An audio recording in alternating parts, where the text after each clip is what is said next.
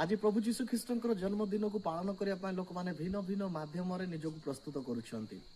किछि लोक माने घर को सुंदर भाव में सजेकी उत्तम कलर लगे पेंट करी लोक माने दुकान रे जाइकरी शॉपिंग मॉल रे जाइकरी भिन्न भिन्न प्रकार मूल्य देकरी किछि वस्त्र को नूतन वस्त्र परिधान करबा पई निजक प्रस्तुत करुछन्ते बड़ आडंबर लोक माने निजक प्रस्तुत करुछन्ते अर्थात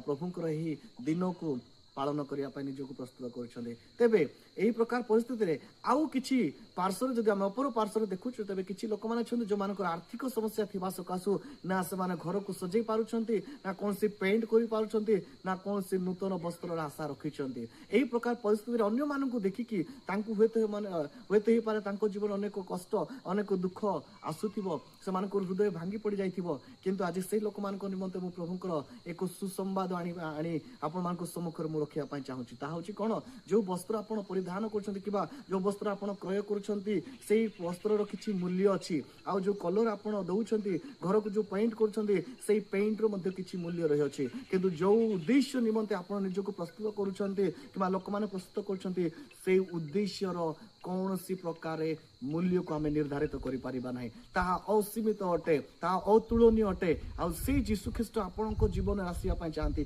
से यीशु ख्रीस्ट को आपण जानि छथि ताहा वस्त्र ठारू अनेक बहुमूल्य वस्त्र ठारू मध्ये अधिक अटे तेनु दया करी से वस्त्र जदि मिलु नै तबे आपण दुख रे भांगी पड़ंतु नै जदि कोनसी विषय आपण को कोनसी साज सजाव करिया पई जदि कोनसी आर्थिक